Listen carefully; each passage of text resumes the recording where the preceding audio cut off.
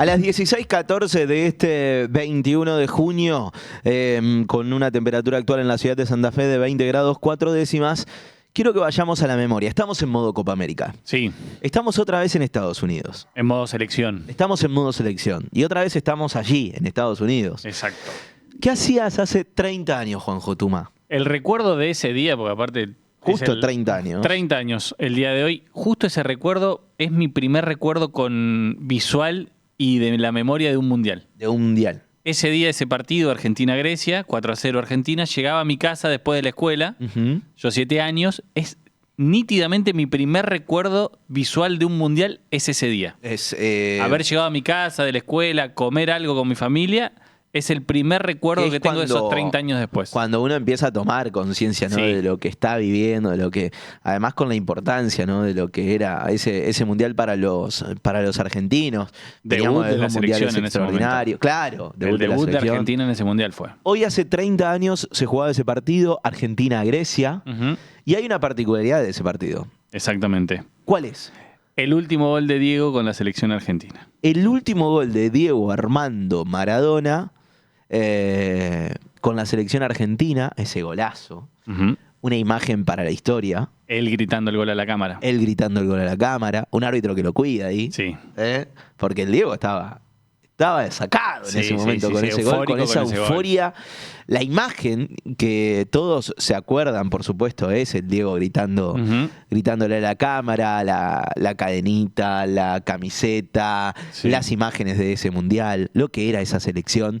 Hoy, hace 30 años, justo ayer entrevistábamos a Palmito Música, que fue el creador de esta canción que volvió a cantar la selección argentina en el colectivo Camino a la Concentración.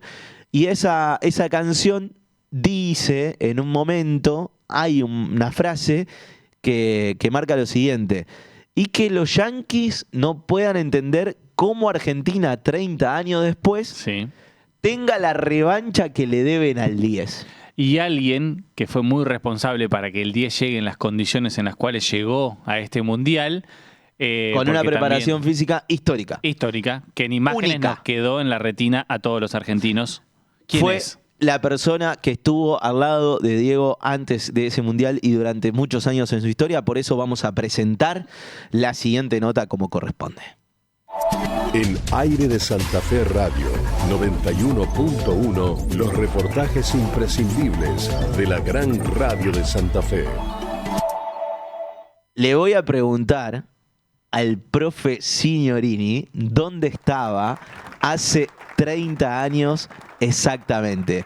Le voy a decir así, lo voy a tuitear, porque para nosotros que lo conocemos y que somos admiradores de Diego Armando Maradona, es el profe. Sí. El profe Signorini. ¿Cómo le va, profe? ¿Cómo anda? Gracias por recibirnos en Aire de Santa Fe. Hola, muy buenas tardes. Muy bien. ¿Ustedes? Todo muy bien. Perdone que lo tutee, pero nosotros es como que es parte de nuestra vida. Juanjo, maradoniano de ley, yo maradoniano de ley. Es como que lo sentimos parte de nuestra vida con lo que fue su acompañamiento durante tantos años para Diego Maradona, ¿no? No, por favor. Es un gusto. Bueno, Fernando Signorini. Te saca años, te saca años, ¿no? Claro, profe, tutearlo es como que mucho más ameno, saca años. ¿Dónde estaba hace 30 años, profe, usted? Estaba en la platea, a la altura precisamente del lugar donde Diego define con ese zurdazo al ángulo derecho del arquero griego. Y también con una inmensa alegría porque yo sabía perfectamente, había sido testigo desde el ringside del esfuerzo enorme que él había hecho para poder cumplir esa promesa que se había hecho a él mismo para dedicarle el Mundial a Dalma y a Janina, ¿no? Entonces, eso era prácticamente, no sé, la culminación de todo lo que habíamos pensado, por más que faltaba mucho, pensábamos que faltaba mucho. Claro, los dueños del gran negocio no pensaban lo mismo. No. Ellos sabían que quedaba muy poco, le quedaba muy poca vida dentro del fútbol a ese negrito villero que tanto fastidio nos da, ¿no? Que tanto nos ridiculiza. Ya vas a ver, déjalo ahora, déjalo, vamos a ver la próxima cómo termina. Sí, es así el poder de perverso, de brutal, pero bueno, refiriéndome precisamente a ese momento, estaba en ese lugar y lo que me parece increíble que ya se ha pasado tanto tiempo. 30 años, ¿no? Sí. 3 décadas son. Es la verdad mucho tiempo sí, ya. Mucho tiempo. Y lo sentimos tan cerca igual. Sí, parecen imágenes actuales. Profe, ¿qué tan incómodo era Diego para ese Mundial? ¿Y qué tan necesario era para que los estadios también se llenen como se llenaron en los partidos en los cuales pudo disputarlo? Yo creo que por el interés que había era imprescindible. En Estados Unidos el fútbol no es un hecho cultural, mucho menos de las clases populares. Tienen otras inclinaciones hacia otros deportes, pero para la FIFA y en este caso, por eso fue que pusieron tanto énfasis en invitarlo y de alguna manera agradecer a Colombia que había hecho lo que hizo en la cancha de River con esa goleada histórica, porque eso también fue... Claro, no hay mal que por bien no venga, habrán dicho ellos, porque eso nos permite ahora poder convencer a Diego porque lo necesitamos. Bueno, ya me imagino cómo lo tratarían en esos senos de poder. Y después, claro, es así de perverso el manejo que tienen, son así de sanguinarios, son así de miserables. Pero sí, fue muy doloroso, ¿no? Porque yo pensaba que la carrera de Diego podía terminar de muchas maneras, pero nunca, jamás imaginé siquiera que hubiera tanta maldad de por medio. Yo me quería ir a los días previos, porque esto también es el sabor amargo de... Lo bueno es quedarnos con este gol y no con la imagen de Diego saliendo después del partido con Nigeria. Y me quiero quedar en la preparación previa, las imágenes tuyas corriendo con él, la preparación. ¿Qué vivía Diego en ese momento? ¿Cómo lo vivió en lo que fue la previa del Mundial? No, fueron momentos maravillosos. Siempre digo para mí, ¿no? Y lo he expresado que de los más de, qué sé yo, de 11.000 días, de 11 años, perdón, que viví con Diego, son más de 4.000 días. Yo elijo esos 10 días del Marito, la estancia del señor Ángel Rosas, a 40 kilómetros de Santa Rosa en La Pampa, como los que recuerdo con mayor ternura, con mayor cariño, con mayor emoción, pero también con mayor alegría, porque fueron días maravillosos y yo pude ver cómo hora tras hora él iba edificando y cortando los tiempos debido a esas condiciones sobrenaturales que tenía para reaccionar. Él llegó casi con 12 kilos de más, tenía un montón de tiempo sin jugar activamente, digamos, y a eso se añadía, se sumaba su problema de adicción, y sin embargo, sí, era un cuerpo prodigioso y una mente también, porque un fenómeno no se explica únicamente por su manera de jugar, es todo mucho más complejo, porque si no, cualquiera lo podría hacer. Y yo te puedo asegurar que, como me gusta a veces definirlo, no era un chico para ser explicado, salvo que uno sea muy vanidoso o bastante estúpido. No, estos chicos son genios, son distintos a nosotros y obviamente mejores, cada uno en la cosa que hace, también no sé, en todo, fundamentalmente todo aquello que tiene que ver con el hecho artístico, ¿no? O con las disciplinas artísticas. Y él era uno de esos, ¿no?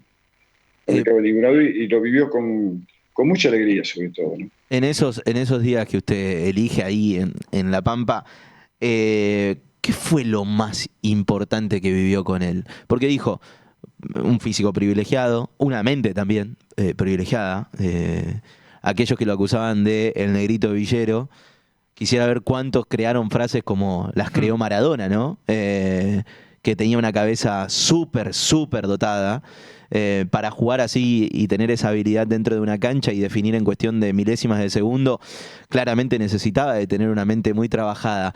Pero, ¿qué rescata de todos esos días claves en la austeridad, en cosas cotidianas como para prepararse físicamente de un jugador que era súper profesional y que era el más conocido del mundo? ¿Qué fue lo que más rescató, profe? Hay muchas imágenes que me quedan desde el momento en que llegamos al lugar, de la noche en que, bueno, apareció lo que yo suponía que era inevitable, que era el síndrome de abstinencia, pero me quedo con esas imágenes del atardecer, porque eran unos días maravillosos, como que los planetas se habían alineado para regalarnos 10 días estupendos, con unos atardeceres que eran fantásticos, porque además, saben que es muy difícil encontrar aún en la llanura un lugar a donde ver la puesta del sol sin que no se interponga un árbol, Sí, no sé, un rancho, un molino, un monte, pero no, había como un corredor, un pasillo que nos conectaba directamente a la puesta del sol sin que nada se interpusiera. Entonces, eh, era casi un rito de ponernos ahí con Don Diego, Diego, Marco Franchi, Germán, que era el chofer de Don Diego, este chico, el mudito, como decía ajá. Diego, que era también. Y entonces el tema era, mientras tomábamos mate, pero en absoluto silencio, contemplar la puesta del sol hasta que, como dice Giraldes, en Don Segundo Sombra, parecía que lo serruchaban de abajo y hasta que desaparecía. Y era un Claro. momento de mucha introspección, que era lo que yo buscaba, ¿no?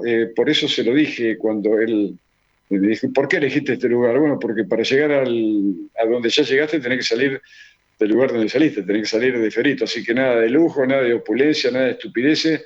Si realmente querés construir tu sueño, tenemos que hacerlo desde ahí. Y él en un ¿Fue principio, medio sobre todo... enojado? Sí, el día que llegó está enojadísimo, enojadísimo. ¿Dónde me trajiste, ciego? Y qué sé yo cuánto. Y se acordó de mi mamá, de mi hermana. Y yo que estaba con Don Diego le digo, a Fiorito te traje. ¿Y este quién se cree que es hijo de Anchorena, Don Diego? Y bueno, entonces, eso servía para reírnos un rato. Y después, claro, a partir del segundo día ya no... Yo creo que si le hubieran dado a elegir, a lo mejor se quedaba mucho más tiempo en ese lugar que lo hizo reencontrarse con sí mismo. Además estaba su papá, llegó Claudia con las nenas, tuvieron unos días, pero sí, fueron días realmente maravillosos y sumamente intensos, por supuesto, ¿no? Profe, estuvo muchos años, dijo 11 años acompañando a Diego. ¿Cómo es la responsabilidad desde su persona de acompañar a alguien como Diego? Quiero sacar un segundo a Diego de la entrevista porque entiendo que debe ser difícil también para vos ser autorreferencial, pero imagino que también trabajar esos niveles a uno lo pone en un lugar de elite pocas veces visto, hablando del mejor jugador del mundo, pero que tenía también sus cosas. ¿Cómo fue para vos esa experiencia de acompañarlo tantos años? ¿Qué te termina dejando Diego en tu vida?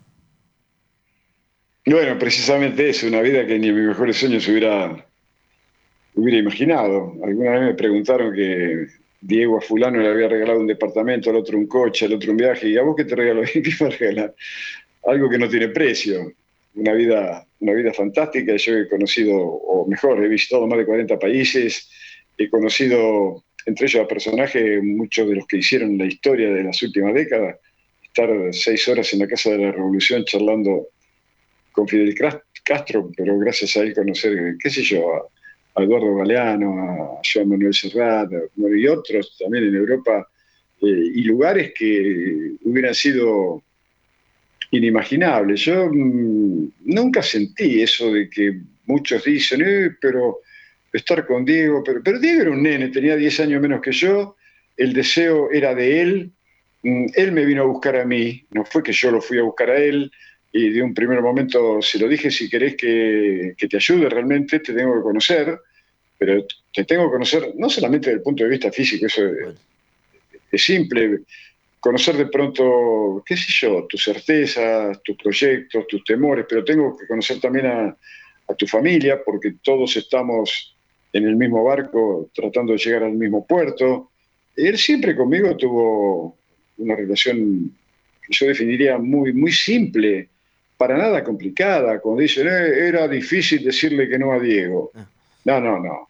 Era difícil para aquellos que querían de todas maneras estar ahí, a lo mejor para, no sé, con otras intenciones, ¿no? No sea cosa que le dijeran que no y y fueran despedidos de esos lugares de privilegio. Pero si yo lo quería ayudar, cuando el no era más importante que el sí, era no, como a cualquier amigo, por otro lado, porque en todo caso, de mis amigos, Diego fue el que mejor jugaba al fútbol, pero como digo, a veces yo conozco o tengo amigos que juegan mejor al tenis, al ping-pong, a la bocha.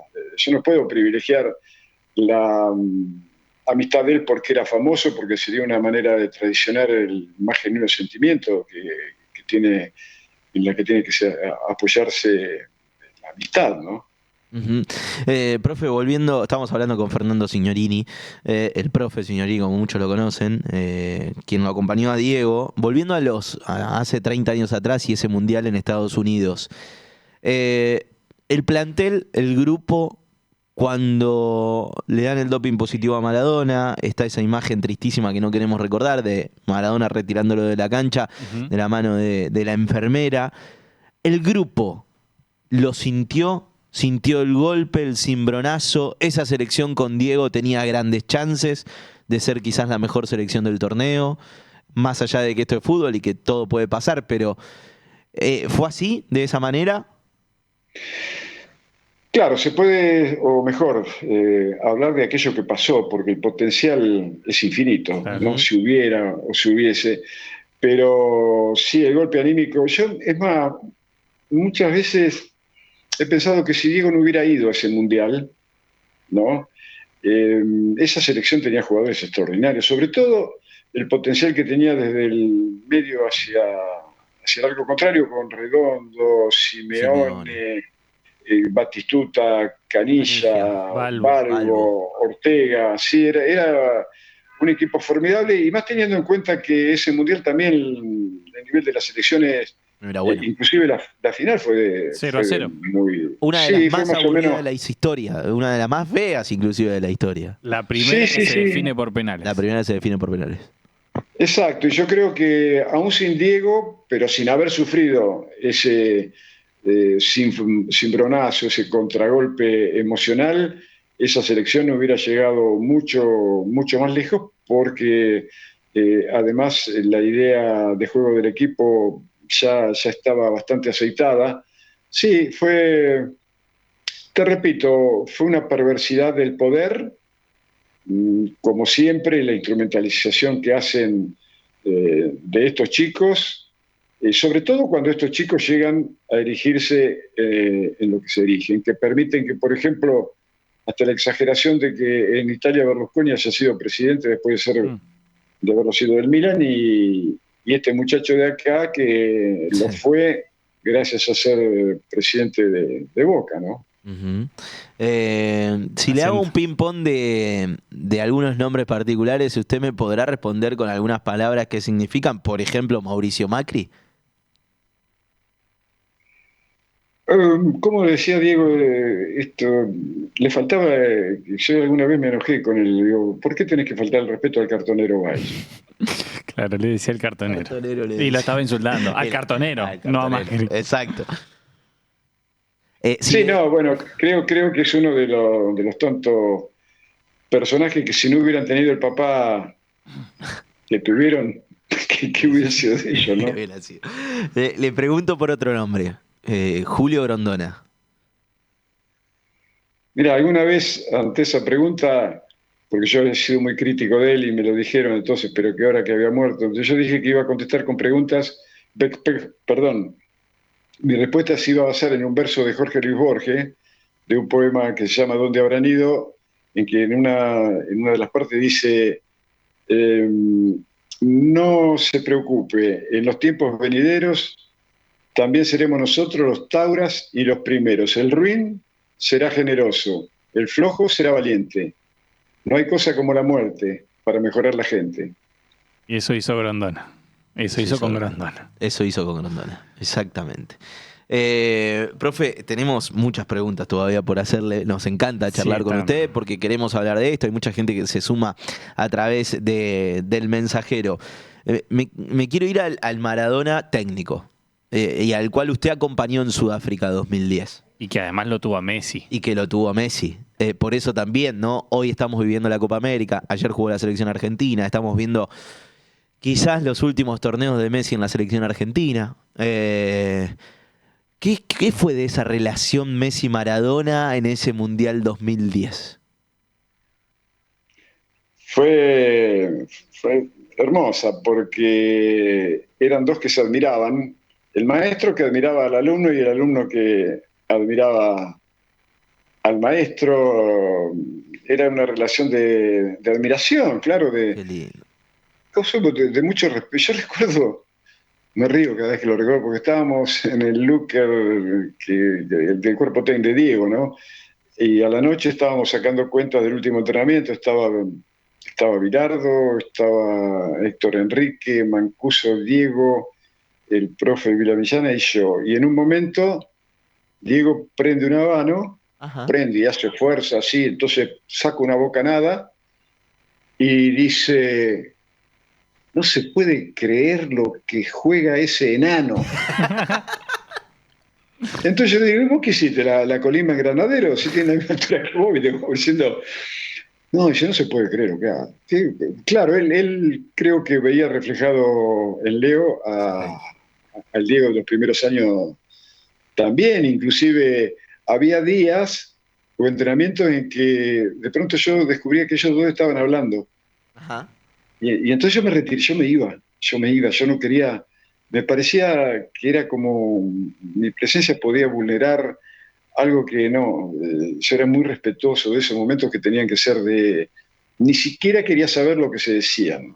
¿No? Yo creo que esa es otra de las virtudes que tiene que tener una buena amistad, Claro. o de los detalles, de que uno no tiene que pretender saber todo. No, tiene que saber escuchar y callar, ¿cierto? Es una lección de vida eso, porque quizás cualquier persona en el mundo le encantaría estar en una charla entre Messi y Maradona, Maradona y Messi, A escuchar, sentarse y a escuchar y nada más que eso.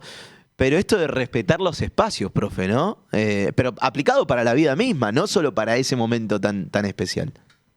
Sí, bueno, a mí me ha ocurrido muchas veces, ¿no?, estar en esas situaciones, y entonces prefiero retirarme porque hay cosas en serio que como a veces también me pasa a mí, ¿no? Que, sobre todo en Lincoln, donde, claro, bueno, yo cada vez que voy tengo un montón de amigos, pero a lo mejor estoy sentado con uno porque tenemos que hablar de algo.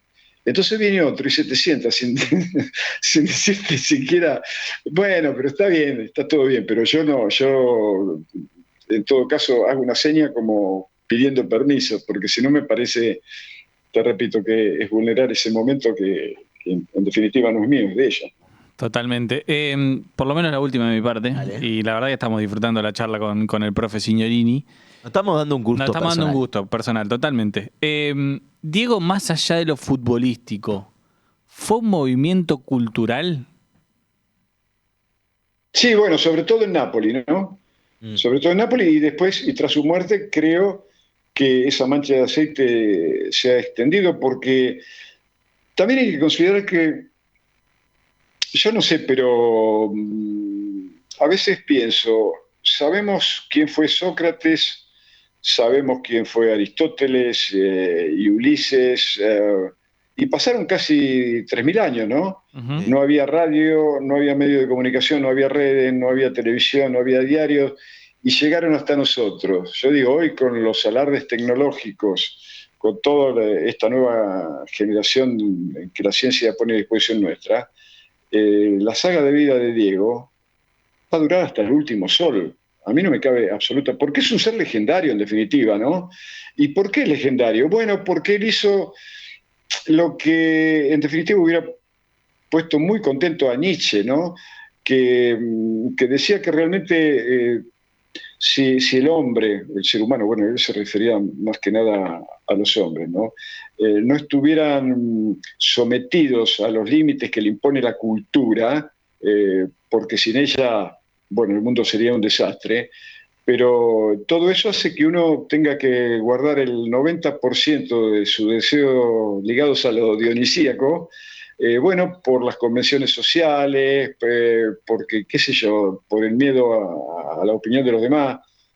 Y él no, él hizo eso, él vivió su vida como quiso. Por supuesto que en términos de haber elegido, yo hubiera preferido que tuviera una muerte acorde a lo que fue su vida, y entonces imagino esa tarde en cancha de Boca cuando él dijo, pero la pelota no se mancha, y en ese momento el corazón le hubiera dicho basta y hubiera sido una muerte gloriosa. Claro. Yo imagino la muerte del torero en la arena, ¿no? En el ruedo bajo el sol. Él merecía una muerte así. Bueno, pero ese era mi deseo y no tenía por qué hacerse realidad. Pero te repito, creo que también eso de leyenda está dado por el hecho de que fue irreverente con el poder y que se atrevió a cosas que a la mayoría nos encantaría hacer, pero no nos animamos, bueno, porque no cualquiera puede ser como porque ninguno de nosotros es Diego. No, ninguno. Exacto. No, nadie lo va a hacer. No. Nadie lo volverá a hacer. No. Sí. Nadie. Sí. Claro. Pienso, profe, y esta sí va a ser la última ya porque le robamos mucho tiempo. Acá varios oyentes nos dicen, pregúntenle por Guillermo Coppola. Y pienso en lo que usted dijo recién de Maradona vivió su vida como él quería. Quizás si no se hubiese rodeado de mucha gente, y pongo Coppola como pongo también los últimos años de su vida, ¿era difícil decirle que no a Diego Maradona como muchas veces se ha planteado? ¿Era difícil decirle no a esto, no al otro, porque siempre Diego hacía lo que quería? Bueno, yo te repito, el no está referido al hecho de que más que nada porque había muchos que temían decir que no, porque a lo mejor Diego se enojaba y ya no figuraba más en su entorno. ¿Te sacaba de tu vida? ¿Se sacaba de la vida de él? Si muchas veces él se enojaba con vos. Sí, podía ser. Yo nunca tuve problema en decirle, inclusive hemos tenido en algún momento discusiones muy, muy acaloradas, muy fuertes, sobre todo cuando él había caído ya en la garra de la adicción, ¿no? Pero hubiera sido una manera de traicionar también lo que yo pienso de la ética de las relaciones. Si era no, y listo, y se acabó el problema. No había otra, porque, te repito, él me había llamado a mí, y el deseo de jugar, y el deseo de trascender, y el deseo de seguir viviendo una vida como la que él quería, era de él, no era mía. Claro. ¿Te das cuenta? Sí. Entonces, te repito, no solamente con él, sino con cualquiera.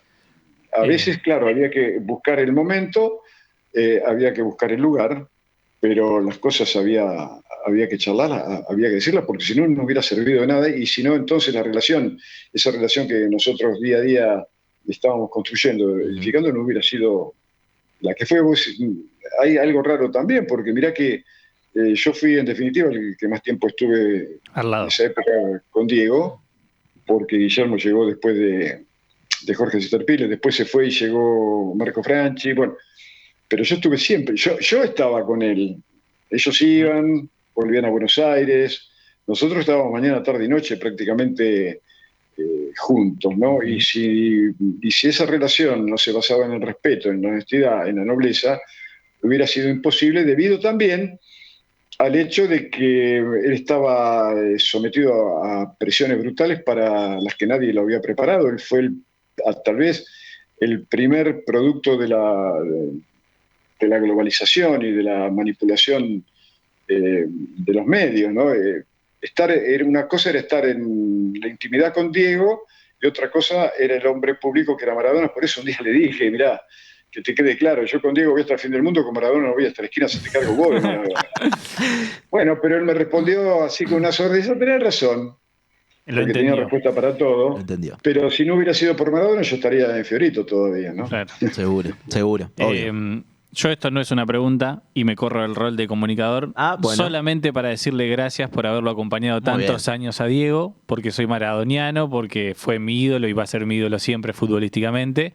Así que no solamente por haberlo cuidado tantos años, sino también por el compromiso social también que tiene el profe Signorini. Estuvo hace poco en la protesta de Telam. Sé que con Diego hubiesen peleado mucho con muchas injusticias que estamos viviendo hoy en nuestro país. Por esas dos cosas, por el compromiso y por haber cuidado tanto a Diego, yo le quiero agradecer al profe Signorini, y para mí es un lujazo que nos dimos hoy en la tarde. Bueno, pero yo hice simplemente lo que hubieran hecho ustedes, porque estar con él era realmente un privilegio, era un chico maravilloso, de enorme calidez y ternura en el trato con sus afectos. A mí no me cabe absolutamente ninguna duda. Ustedes hubieran hecho Seguro. lo mismo que yo. No era tan complicado, tan difícil. Qué maravilla. La última, ahora sí. ¿Disfruta de la selección de hoy? ¿Disfruta de la escaloneta como se le ha puesto? Sí, sí, porque es el tipo de juego que a mí me encanta, que es una actitud de vida, es ir a provocar el error del rival y no estar ahí esperando que el otro se equivoque, porque a veces esperando eso se te va la vida, ¿no? Y la vida hay que vivirla, y el fútbol también. Qué maravilla. Qué manera de cerrar la nota, me parece. Con una frase contundente, bien a lo profe Signorini. Ha sido un placer que nos dimos también aquí en esta Santa Siesta. Gracias por atendernos un feriado y le mandamos un fuerte abrazo y seguramente lo vamos a volver a molestar pronto. Un abrazo gigante. Para ustedes y la audiencia, mucha suerte, hasta pronto, gracias. El profe Fernando Signorini. Hoy, a 30 años del último gol de Diego Armando Maradona, con la camiseta de la selección argentina, los colores que defendió toda su vida, la bandera que eligió llevar siempre en alza, Diego Armando Maradona. Hoy, a 30 años de aquel gol con Grecia en los Estados Unidos, donde hoy estamos con Aire de Santa Fe cubriendo la Copa América, todo relacionado, todo vinculado. Un lujo que nos dimos en Santa Siesta. Santa Siesta.